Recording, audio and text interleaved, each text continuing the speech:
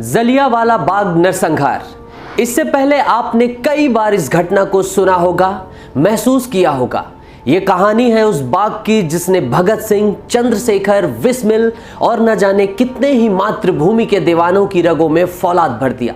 साथ ही हम आपको बताएंगे इसकी याद में मोदी सरकार ने क्या किया है, क्या करने जा रही है। नमस्कार, मेरा नाम है नितेश गर्ग और आप देख रहे हैं बंसल न्यूज़ का ये खास कार्यक्रम इतिहास। चलिए आगे बढ़ते हैं। सबसे पहले वो जानकारी जो आपको हमेशा सुनाई जाती है।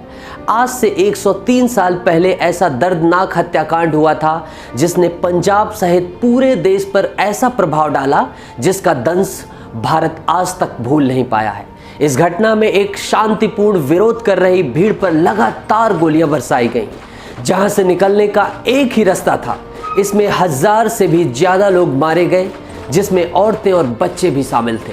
जलियांवाला बाग नरसंहार की एक घटना ने देश के इतिहास यानी कि इंडियन हिस्ट्री की धारा ही मोड़ दी और कई इतिहासकारों का तो ये तक कहना है कि इस घटना ने भारत की आज़ादी की नींव रख दी थी। आखिर क्या हुआ था उस दिन?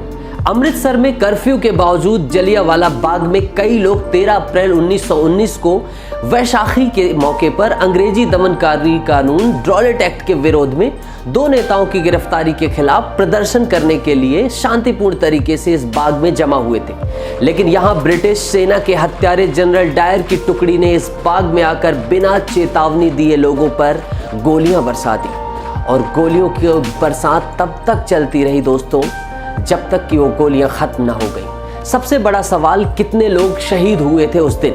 इस नरसंहार में कितने लोग मारे गए, इस पर विवाद है। इस दौरान 10 से 15 मिनट तक फायरिंग चली, जिसमें 1650 राउंड फायर किए गए। अंग्रेजी सरकार के आंकड़ों के अनुसार केवल 291 लोगों की मौत हुई। वहीं मदन मोहन मालवीय की समिति ने यह आंकड़ा 500 से ऊपर का बताया। लेकिन कई लोगों का मानना है कि भगदड़ और कुएं में कूदने से हुई मौतों को शामिल करने का यह आंकड़ा वास्तव में 1000 से ज्यादा था। अब जानते हैं इस घटना का त्वरित प्रभाव क्या पड़ा। इस घटना ने पूरे देश में अंग्रेजों के खिलाफ गुस्से का माहौल बना दिया था। कई नरमपंथियों का अंग्रेजों के प्रति रवैया बदल गया।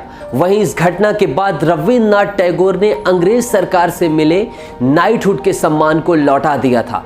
युवाओं में तो इस घटना का इतना आक्रोश था कि भगत सिंह जैसे बड़े क्रांतिकारियों ने देश सेवा के बीच पड़ गए और गांधी जी के असहयोग आंदोलन को बड़े पैमाने पर सफलता मिलने लगी।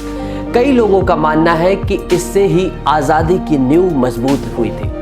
अब इस घटना का वो इम्पैक्ट जो युवा भूलते जा रहे हैं।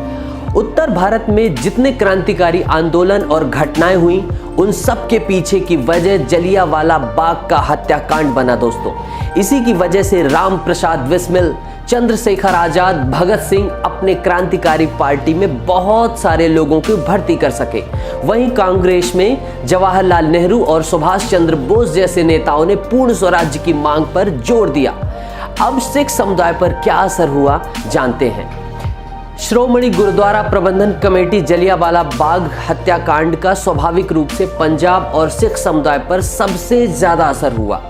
नरसंहार के 1.5 साल बाद अमृतसर खालसा कॉलेज के छात्रों और शिक्षकों ने अंग्रेजों के खिलाफ राष्ट्रीय आंदोलन के लिए मीटिंग बुलाई। इसी के नतीजे के तौर पर 15 नवंबर 1920 को श्रोमणी गुरुद्वारा प्रबंधन कमेटी का गठन हुआ, जिसका आज पंजाब की राजनीति में खासा प्रभाव आप देख सकते हैं। अब आज़ादी के बाद हमने क्या किया? आज़ादी के बाद 1951 में जलियांवाला बाग शहीदों की याद में एक मेमोरियल बनाया गया, जिसकी तैयारी आज़ादी के काफ़ी पहले से ही चल रही थी, यानी स्वतंत्रता संघर्ष के दौरान। आज जलियांवाला बाग एक पर्यटक स्थल बन चुका है, जहां देश भर के लोग शहीदों को नमन करने, श्रद्धा करने आते हैं। वहीं जब भी इंग्लैंड की महारानी भारत आई, उससे उम्मीद की गई, मांग की गई कि आप इस नरसंहार के लिए माफ़ी मांगे, लेकिन ऐसा हुआ नहीं। 1997 में महारानी जलियांवाला बाग तक गई पर माफी नहीं मांगी। लेकिन इस नरसंहार की 100वीं बरसी पर ब्रिटेन ने इस घटना पर अफसोस जरूर जताया। वहीं प्रधानमंत्री नरेंद्र मोदी ने 2021 में पंजाब के अमृतसर में पुनर्निर्मित जलियांवाला बाग स्मारक परिसर राष्ट्र को समर्पित किया। इस दौरान पीएम मोदी स्मारक के निकट विकसित संग्रहालय दीर्घाओं का उद्घाटन किया। स्मारक के निकट बेकार पड़े और पूरी तरह से इस्तेमाल न किए जा रहे भवनों में 4 संग्रहालय दीर्घाओं का निर्माण भी किया। जानकारी अच्छी लगी तो चैनल को लाइक करना ना भूलें। नमस्कार।